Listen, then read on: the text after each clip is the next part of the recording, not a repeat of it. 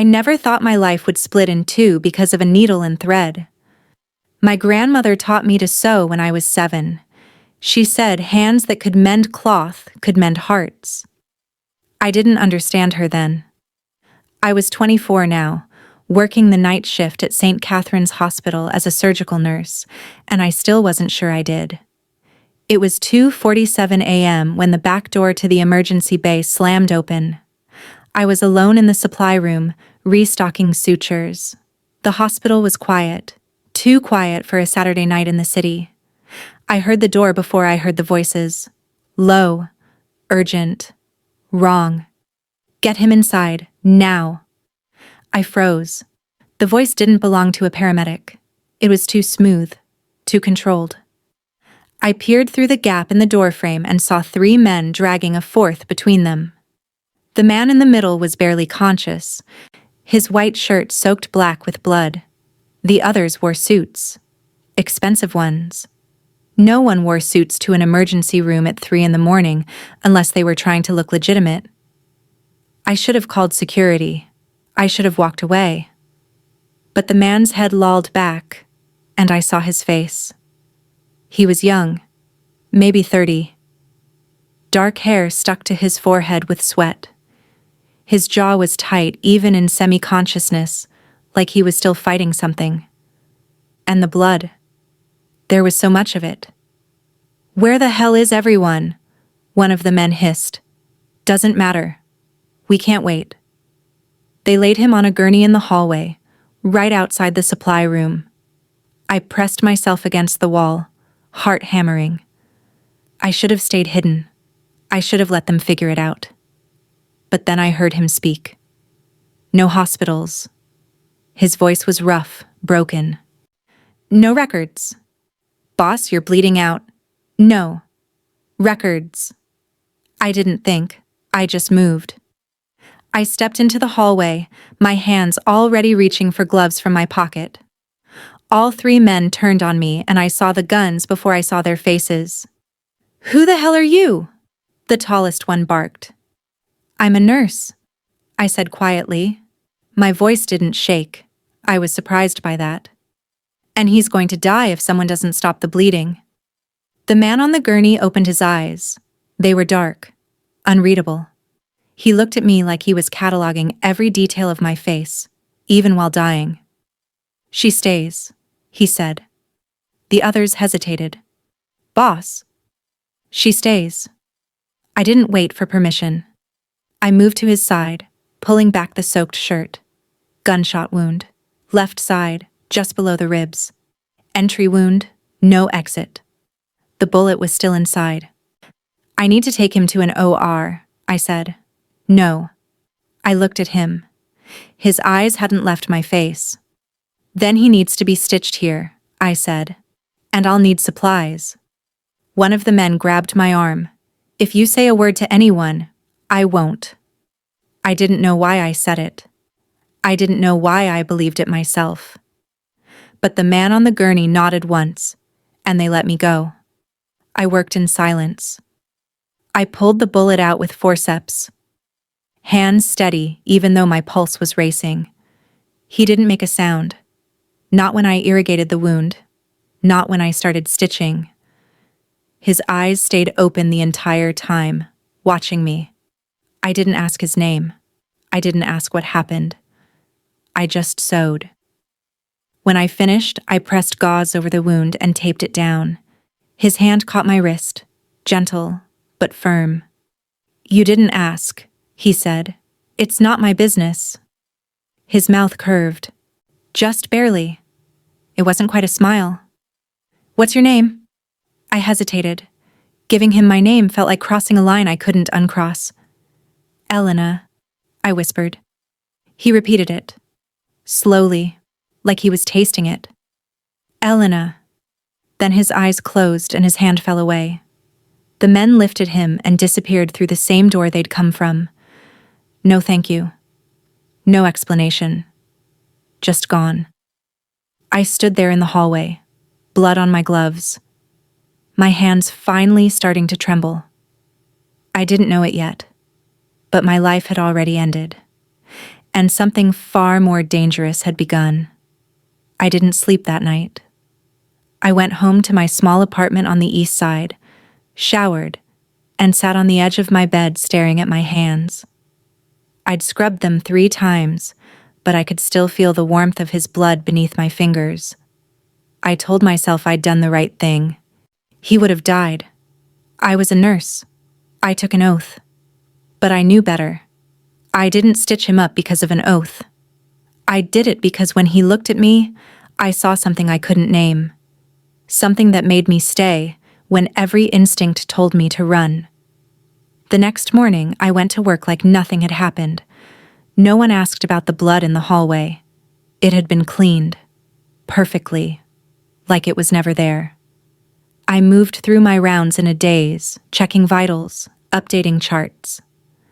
My supervisor, Margot, cornered me by the nurse's station. "You okay, Elena? You look pale." "I'm fine," I lied. She didn't believe me, but she didn't push.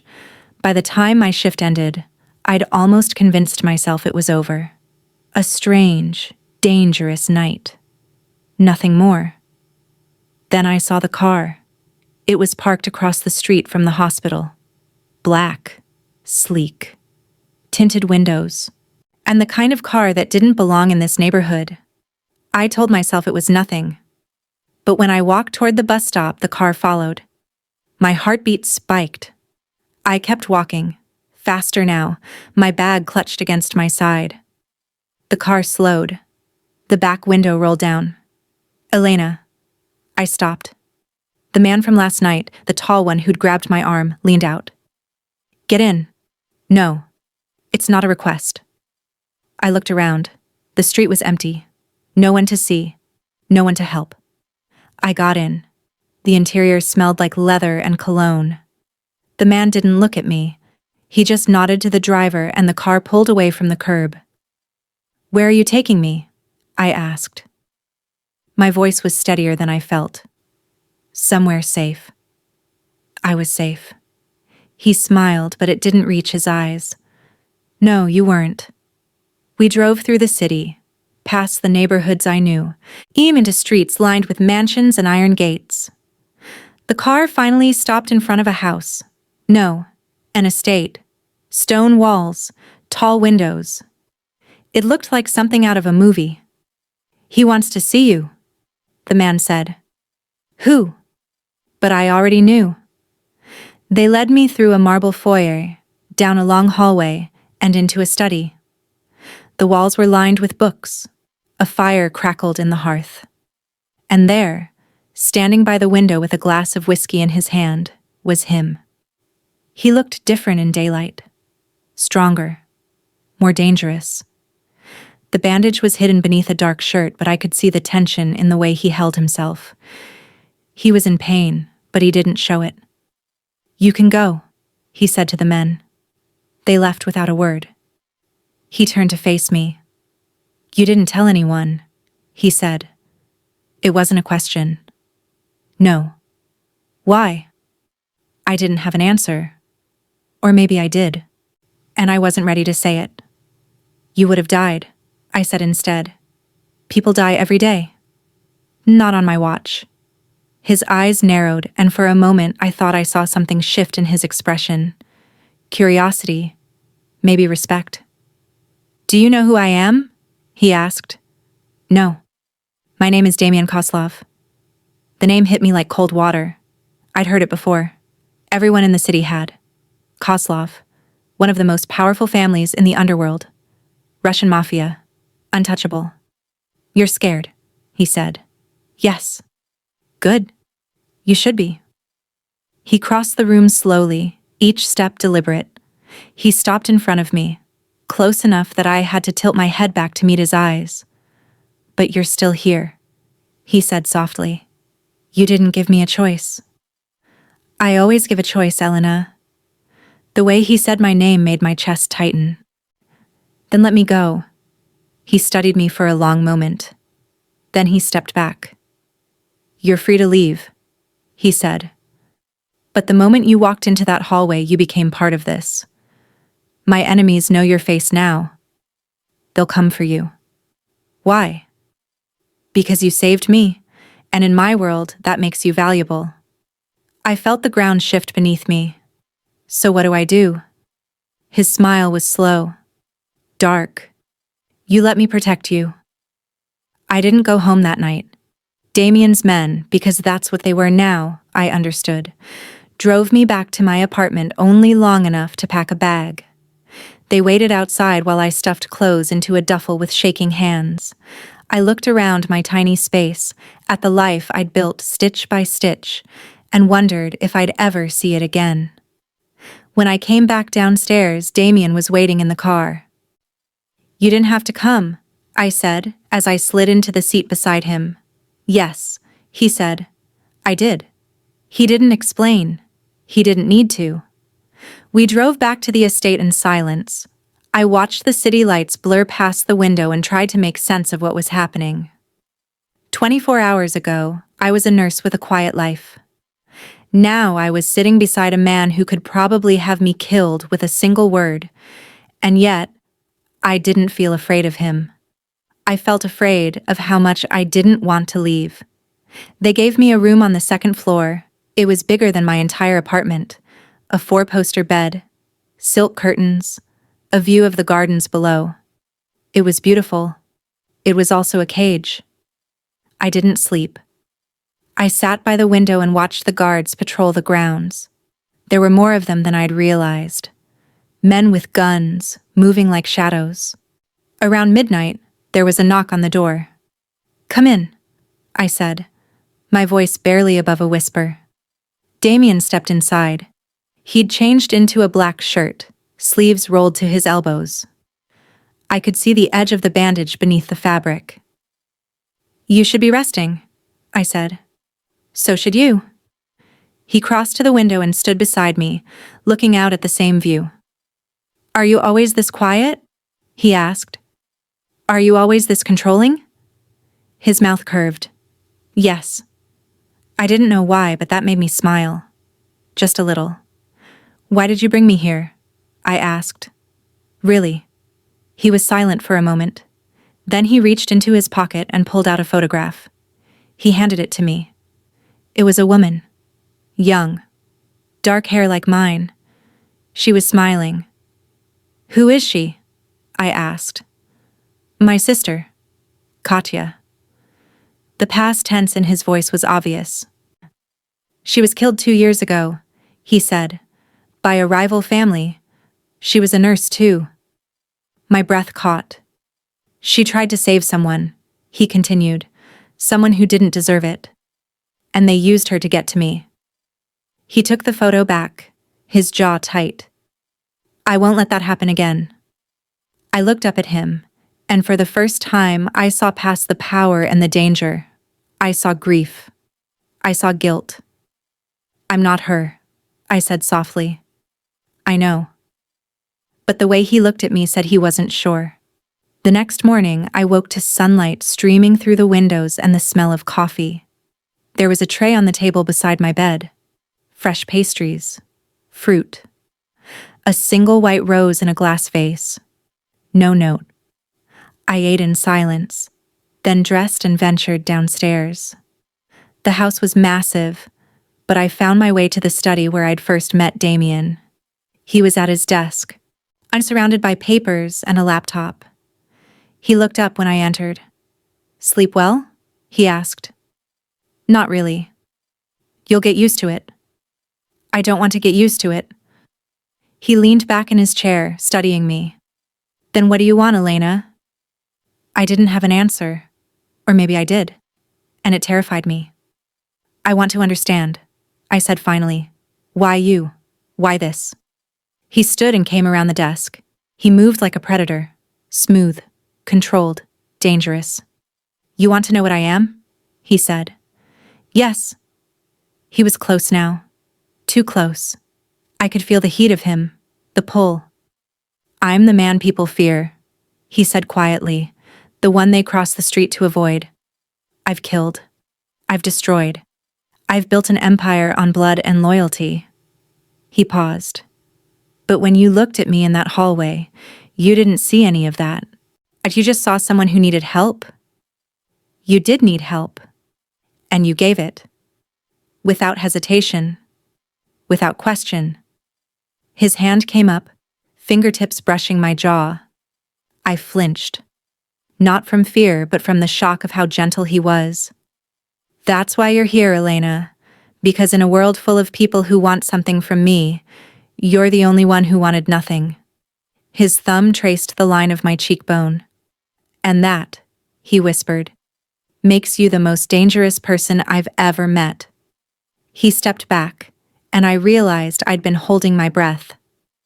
There's a library down the hall, he said, his voice returning to its usual controlled calm. And a garden. You're free to go anywhere in the house, but you don't leave the grounds. Understood? I nodded. He turned back to his desk, dismissing me. But as I left, I felt his eyes on me the entire way. 3 days passed. I spent them wandering the estate like a ghost. The library became my refuge. Walls of books in 6 languages, shelves that reached the ceiling. I found novels I'd loved as a child, medical texts I'd studied in school, and poetry I didn't know existed. Damien was always working. I saw him at meals, brief and silent, and sometimes late at night when I couldn't sleep, and found him in his study. He never asked me to leave. He just made space for me, and I sat in the chair by the fire, reading while he worked. It was strange, comfortable, wrong. On the 4th day, everything changed. I was in the garden, kneeling by a rose bush, when I heard shouting from the house. I stood, my heart racing, and saw men flooding through the front doors. Not Damien's men. Others. I ran. I didn't know where I was going, only that I needed to hide. I made it to the side door when someone grabbed my arm and yanked me back. Found her. The man was broad, scarred, and smiling. I tried to pull away, but his grip was iron. Let her go. Damien's voice cut through the chaos like a blade. He stood at the top of the steps, flanked by his men. He wasn't holding a gun. He didn't need to. Koslov, the man holding me said, we just want to talk. Then talk. Your territory, our product. You've been cutting into our supply lines. And we want compensation. The man's grip on my arm tightened. Or we take something you value. Damien's expression didn't change, but I saw the shift in his eyes. Cold. Lethal. You have 3 seconds to let her go. Or what? Or I kill everyone you've ever loved. The silence that followed was suffocating. The man released me. I stumbled forward, and one of Damien's men caught me, pulling me behind the line.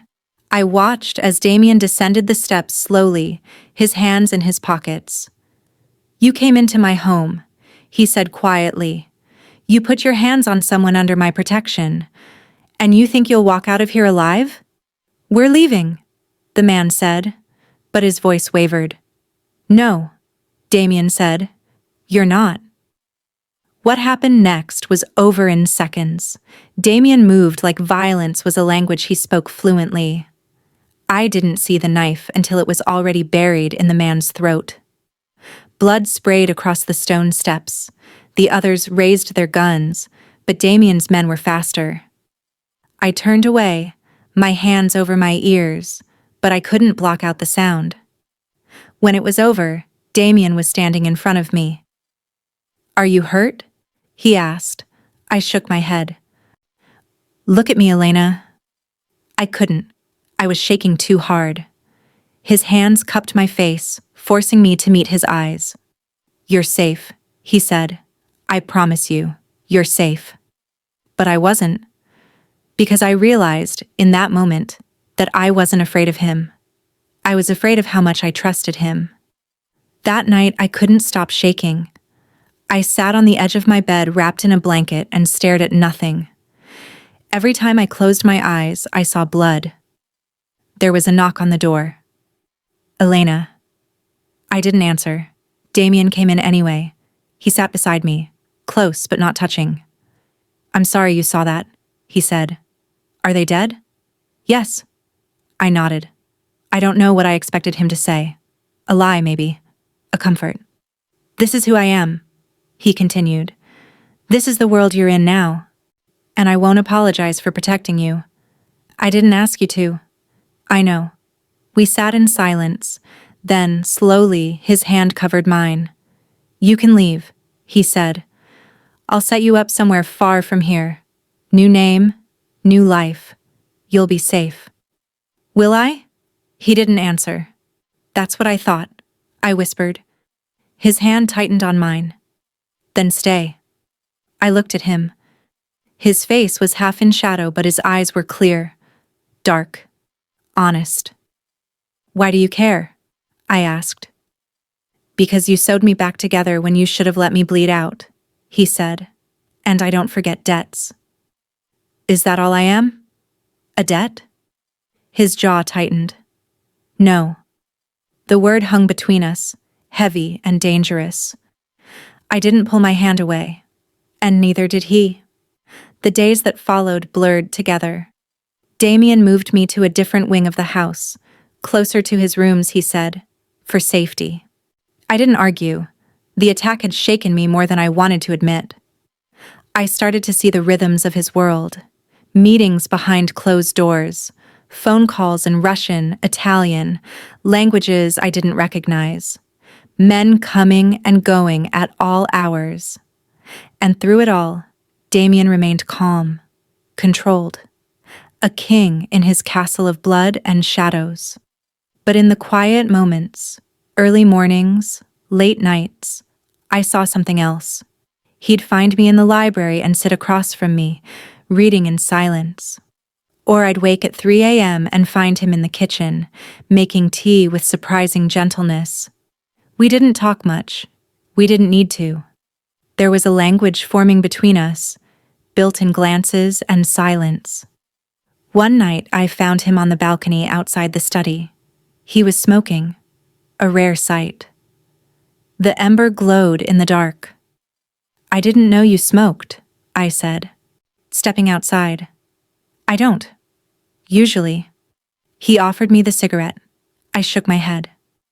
Bad night? I asked. They're all bad nights, Elena. I leaned against the railing beside him, looking out at the gardens below. The moon was full, casting silver light over everything. Do you ever regret it? I asked. This life? Every day. The honesty surprised me. Then why not leave? He laughed, low and bitter. You don't leave this world, you die in it. That's bleak. That's reality. I turned to face him. Then why did you pull me into it? He was quiet for a long moment. Then he dropped the cigarette and crushed it under his heel. Because for the first time in years, he said quietly, I wanted something that wasn't soaked in blood. My breath caught. Elena, don't, I whispered. I don't say something you'll regret. I don't regret anything when it comes to you. He stepped closer. I should have stepped back. I should have put distance between us. But I didn't. His hand came up, tucking a strand of hair behind my ear. The touch was so gentle it made my chest ache. I'm not a good man, he said. I know. I'll destroy you. Maybe. His thumb brushed my lower lip. Then why are you still here? Because I don't know how to leave. The truth of it settled between us. Heavy. Undeniable. He leaned in, slowly, giving me every chance to pull away. I didn't. His forehead rested against mine, our breaths mingling in the space between us. He didn't kiss me. He just held me there, in that unbearable tension, like he was memorizing the moment. Not yet, he whispered. Then he pulled back and walked inside, leaving me alone in the moonlight, trembling. The next morning, I woke to chaos, shouting, running footsteps. I threw on clothes and rushed downstairs to find the house in lockdown. Guards at every door. Damien in the foyer, barking orders in Russian. What's happening? I asked. He turned, and the look on his face stopped me cold. "They found us," he said. "The family from before, they're coming." "How many?" "Enough." He crossed to me, gripping my shoulders. "I need you to go to the safe room, now." "Where are you going?" "To end this." "Damien. Elena." His voice was steel. "I can't fight and protect you at the same time. Please."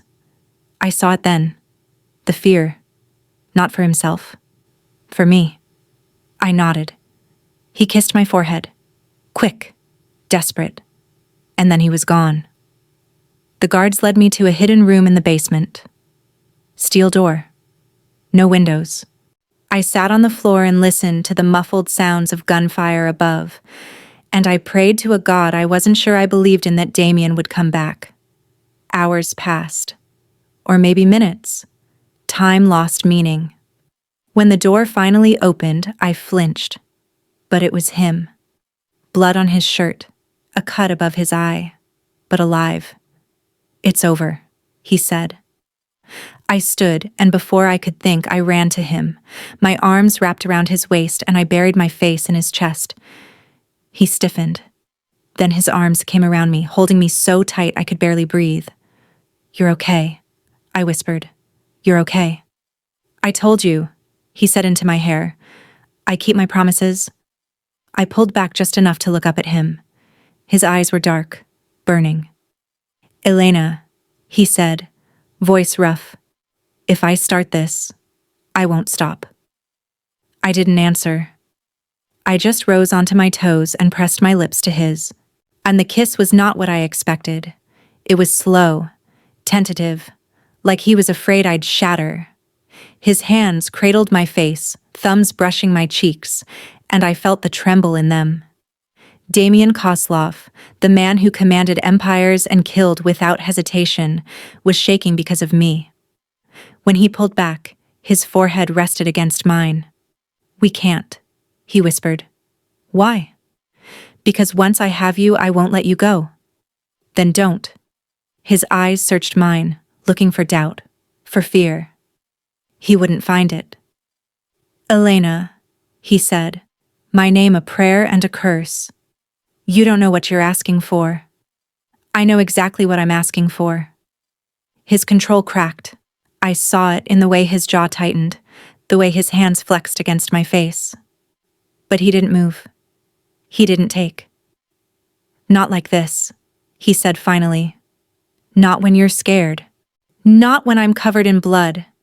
He stepped back, and the absence of his warmth felt like winter. "Go upstairs," he said. "Get some rest. We'll talk in the morning." "Damien." "Please, Elena." The please broke me. I nodded and left him standing there in the safe room, alone with whatever demons he couldn't outrun. I didn't sleep. I paced my room, replaying the kiss, the way he'd held me, the way he'd pulled away. He wanted me. I knew that. But he was holding back, and I didn't understand why. Around 3 a.m., I gave up and went to find him. He was in his study, as I knew he would be. He sat in the leather chair by the fire, a glass of whiskey in his hand, staring into the flames. "You should be asleep," he said, without looking at me. "So should you."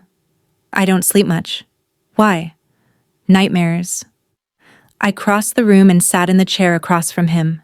The fire cast shadows across his face, making him look older, tired. "Tell me about her," I said. "Your sister." His hand tightened on the glass. For a moment, I thought he wouldn't answer. "She was everything I'm not," he said finally. "Kind. Gentle. She believed people were good, even when they proved her wrong." He drank, the movement sharp. "She wanted to be a doctor, save lives. I told her it was naive, that the world would eat her alive. But she did it anyway." "Yes." His smile was bitter. "She was stubborn. Like you." "What happened?" "She fell in love with the wrong man, someone from a rival family. I told her to end it. She refused." He stared into the fire. "They used her to get to me, took her, tortured her, sent me pieces of her until I gave them what they wanted. My hand covered my mouth. I gave them everything, he continued, his voice empty. Money, territory. It didn't matter. They killed her anyway. Damien! I burned their entire family to the ground, he said. Every single one. And it didn't bring her back. The room was silent except for the crackle of the fire. That's why you won't let yourself care, I said softly. Because you think it'll get me killed. It will. You don't know that. Yes, I do.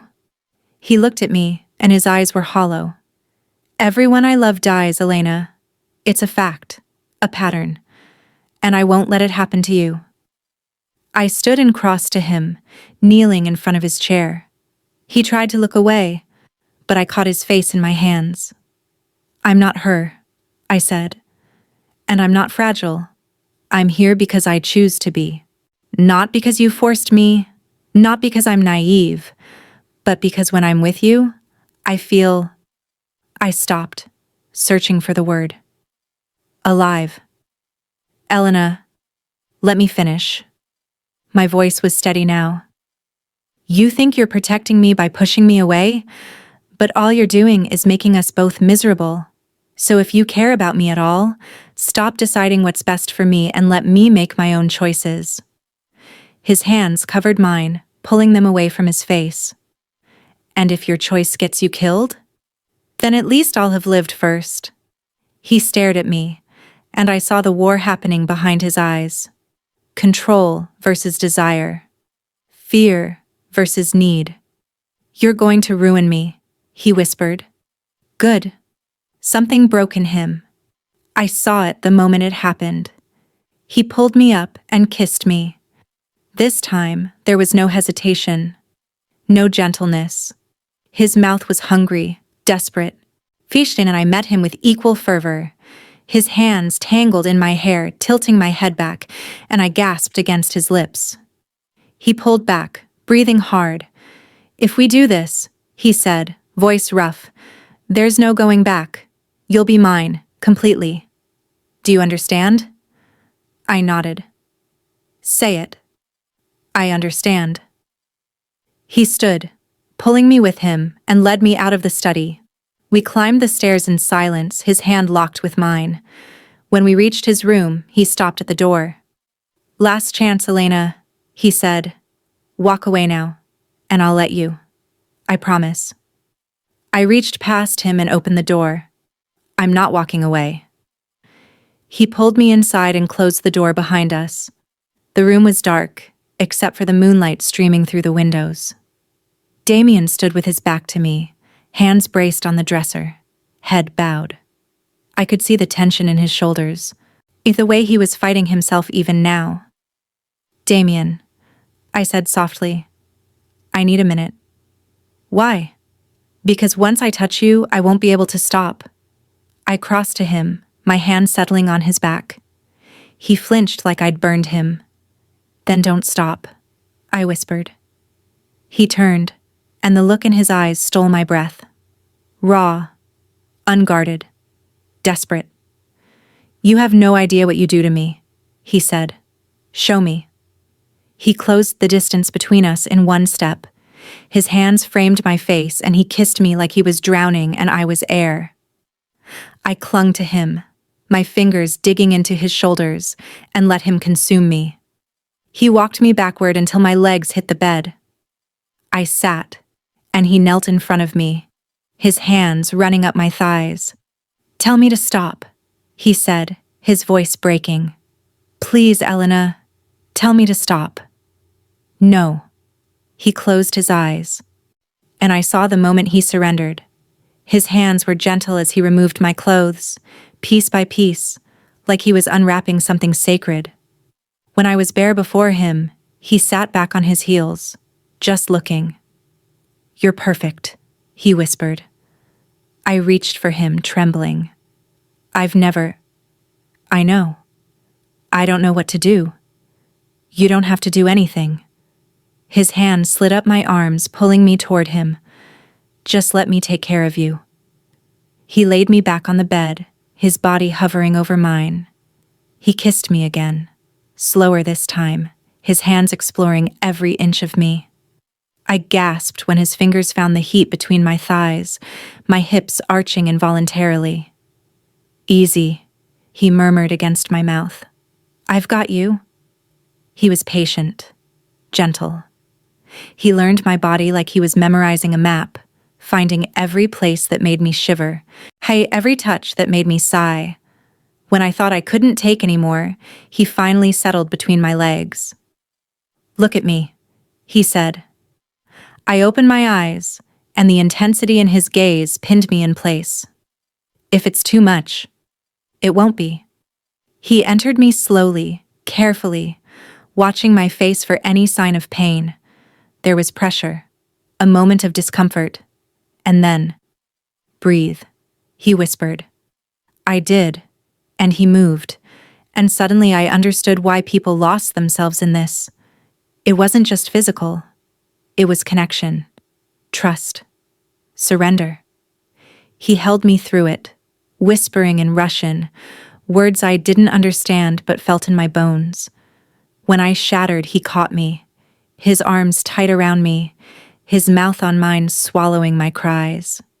He followed moments later, my name on his lips, and I felt the shudder that ran through him. We lay tangled together, breathing hard, the world reduced to heartbeats and warmth. "Elena," he said after a long silence. "You're mine now." I smiled against his chest. "I know. I won't let anyone take you from me." "I know that too." He pulled back to look at me, his hand cupping my cheek. "I love you," he said. The words hung in the air, fragile and fierce. "I love you too," I whispered. He kissed me again, softer this time. A promise. And in that moment, I believed we could survive anything. I woke to sunlight and the smell of coffee. Damien was already dressed, standing by the window with his phone. He looked up when I stirred, and the smile that crossed his face was unguarded. Real. "Morning," he said. "Morning." He crossed to the bed and sat beside me, brushing hair from my face. "How do you feel?" "Sore," I admitted. "But good." His smile widened. "Good. Do you have to work today?" "Unfortunately." He kissed my forehead. "But I'll be back by lunch. Don't leave the grounds." "I won't." He stood, reluctant to leave, then finally headed for the door. He paused at the threshold. "Elena." "Yeah? Thank you." "For what?" "For staying." Then he was gone, and I was alone with the echo of his words. I spent the morning in the garden, reading, trying not to overthink what had happened, but my body remembered. Every touch, every whisper. I was his now, completely. And the terrifying part was, I didn't regret it. Around noon, I heard shouting from the house. I looked up, frowning, just as one of the guards ran toward me. "Inside, now." "What's happening?" "They found us. Again." My blood went cold. "Where's Damien?" "On his way back." "Move." He grabbed my arm and pulled me toward the house. We made it halfway when the gunfire started. The world exploded into chaos. Bullets tore through the garden, shredding roses and stone.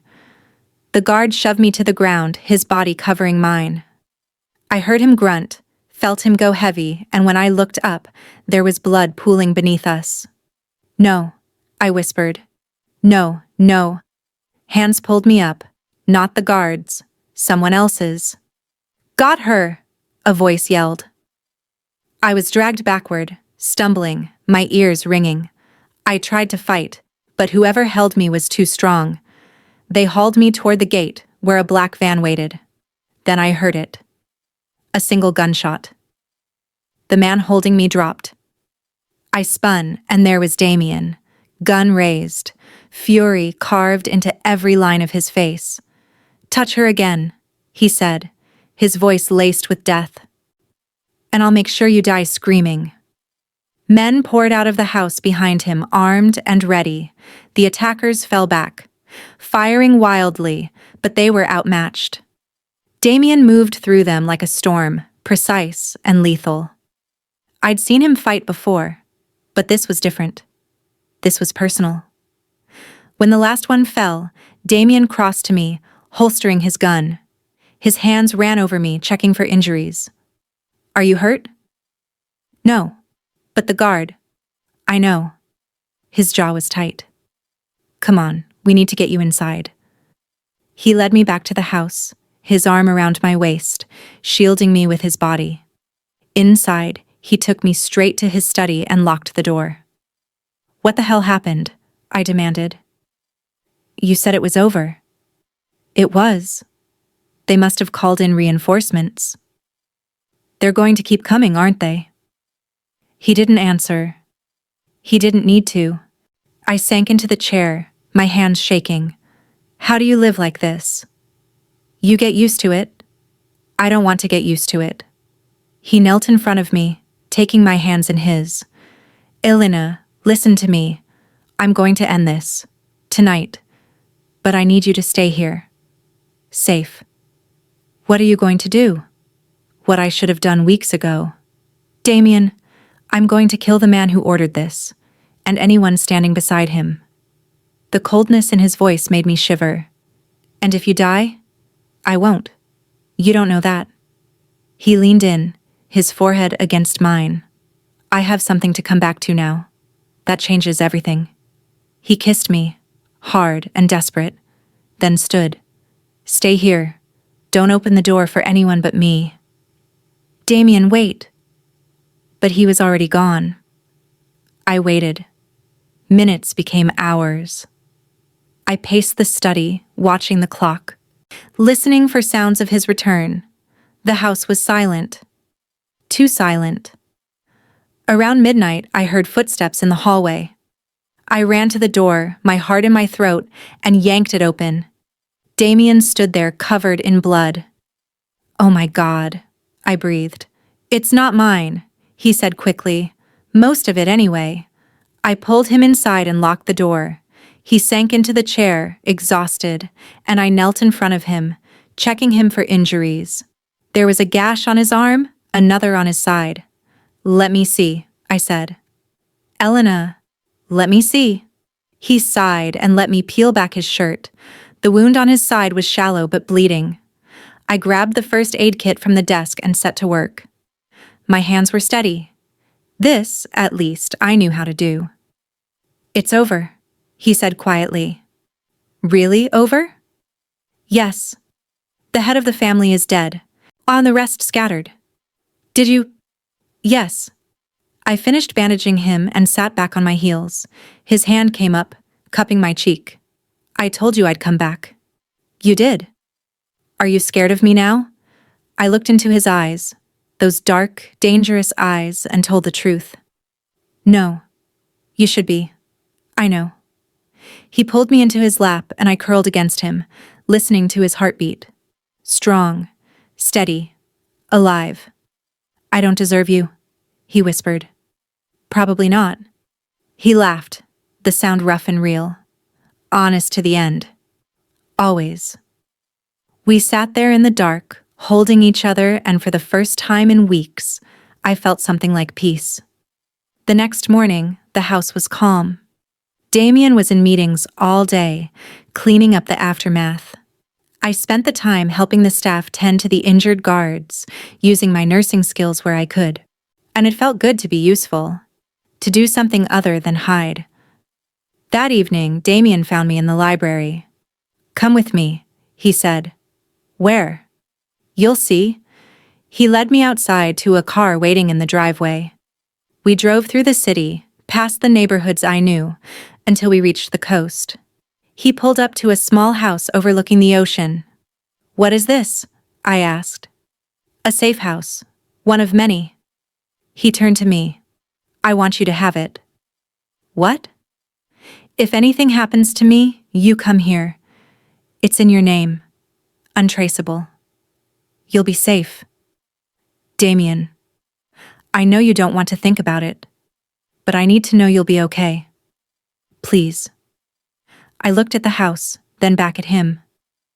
Nothing's going to happen to you, I said. You don't know that. Then I'll make sure it doesn't. He smiled, sad and small. How? By staying. By reminding you that you have something to lose.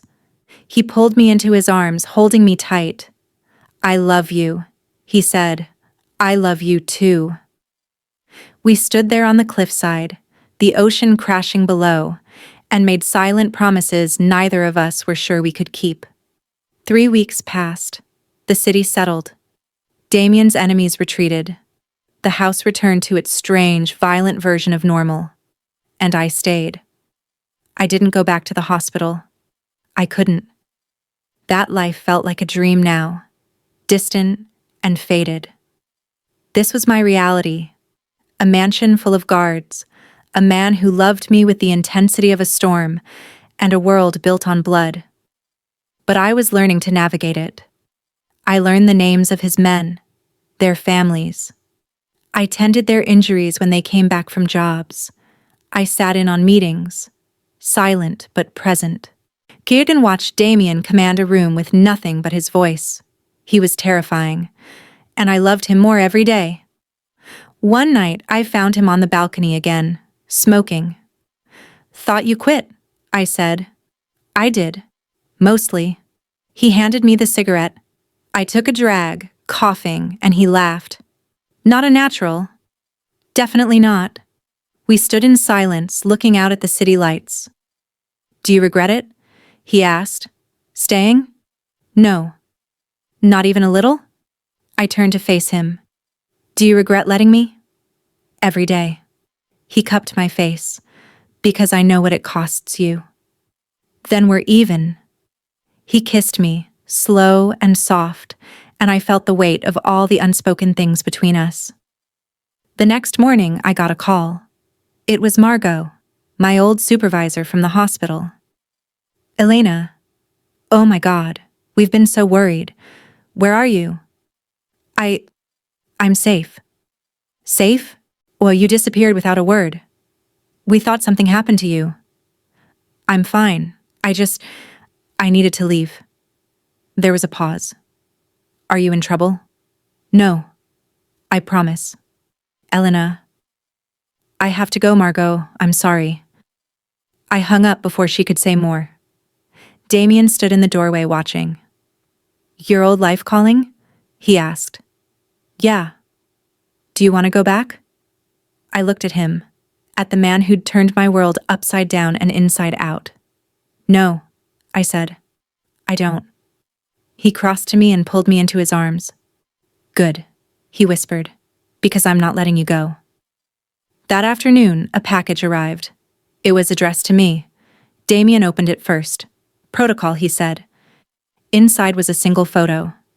Me, leaving the hospital. 3 weeks ago. And a note. We know where she came from. We'll know where she goes. Damien's face went cold. Who sent this? I asked. Someone who wants to remind me they're still out there. What do? We don't do anything. I handle it. Damien. No. His voice was steel. This is my world, Elena. Not yours. I won't let them use you. They already are. He looked at me, and I saw the fear in his eyes. The same fear I'd seen the night he told me about his sister. I can't lose you, he said. You won't. You don't know that. I took his face in my hands, forcing him to look at me. I'm not leaving. I'm not running. I'm staying right here, with you, and we're going to figure this out, together. He searched my eyes, looking for doubt. He wouldn't find it. Together, he repeated. Together. He pulled me against him, and I felt the shudder run through him. I don't deserve you, he whispered. Too bad, I said. You're stuck with me. He laughed, broken and real, and held me like he'd never let go. That night, Damien called a meeting. All his top men gathered in the study. I sat beside him, silent, as he laid out the situation. "Someone's watching her," he said. "Someone who wants to send a message. I want them found. I want them dead. Understood?" The men nodded. "And if anyone lays a hand on her, I will personally make sure they beg for death before I grant it." His voice was calm. That made it more terrifying. After the meeting, one of the men, Alexei, Damien's second-in-command, lingered. "Boss," he said. "A word?" Damien nodded, and I stood to leave. "Stay," Damien said. I sat back down. Alexei glanced at me, then back at Damien. "The men are asking questions. About her? About what happens if she becomes a target." "She's not a target," Damien said. "She's family. With respect, family makes us vulnerable. Then we adapt. And if we can't?" Damien leaned forward, his voice dropping to something deadly. "Then I'll burn this entire city to the ground before I let them touch her." Alexei nodded slowly. "Understood." When he left, I turned to Damien. "He's not wrong," I said. "I don't care." "Damien, Elena." He took my hand. "I've spent my entire life building walls, keeping people out. And then you walked into that hallway, and everything changed. I'm not going back. I won't. Even if it destroys you. Especially then." I leaned my head on his shoulder, and he wrapped his arm around me.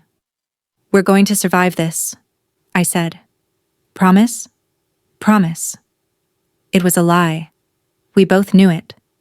But we held on to it anyway. 2 days later, they found the man who sent the photo. Damien didn't tell me the details. He didn't need to. I saw the blood on his knuckles when he came home. "It's done," he said. "Is it?" He didn't answer. That night we lay in bed, tangled together, neither of us sleeping. "Do you ever think about leaving?" I asked. "This life. All of it." "Every day." "Why don't you?" "Because the moment I leave, someone takes my place. Someone worse." "So you stay out of guilt?" "I stay because it's all I know." He turned to face me. "But if you asked me to walk away, I would." "Would you?" "For you?" "Yes." I didn't know if I believed him, but I wanted to. "What if I asked you to stay?" I said. "Then I'd stay." "Even though it's dangerous?" "Especially because it's dangerous." He kissed my forehead. "You make the danger worth it." A week later, Damien took me to the coast house again. And we spent the day on the beach, walking barefoot in the sand, pretending we were normal people with normal lives. He held my hand and told me stories about his childhood, before the violence, before the blood. I listened and memorized every word. When the sun set, we sat on the porch, watching the waves. "I want to marry you," he said suddenly. I turned to him, startled. "What?" "Marry me, Elena." "Are you serious?" "Yes." "We've known each other for 2 months." "I don't care." "Damien, I know it's insane. I know it's fast. But I've never been more sure of anything in my life." He took my hand. "You saved me, not just in that hallway. Every day since. And I want to spend whatever time I have left making sure you never regret it." Tears blurred my vision. "Are you really asking me this?" "Yes." "What if I say no?" "Then I'll ask again tomorrow." I laughed through the tears. "You're ridiculous." "Is that a yes?" I looked at him, this dangerous, broken, beautiful man, and knew there was only one answer. "Yes." He kissed me, and I tasted salt and hope, and something that felt dangerously close to forever. We were married 3 weeks later. It was a small ceremony, just his closest men and a priest. No flowers, no fanfare, just vows spoken in a house built on blood, and rings exchanged with trembling hands. When the priest said I could kiss my husband, Damien pulled me close and whispered, "You're mine now, forever." "I know," I whispered back, "and you're mine." Life didn't get easier, There were still threats, still enemies, still nights when Damien came home covered in blood. But there were also mornings where I woke up in his arms, afternoons in the garden, and evenings where we sat by the fire and pretended the world outside didn't exist. I learned to live in the spaces between the violence, to find peace in the chaos.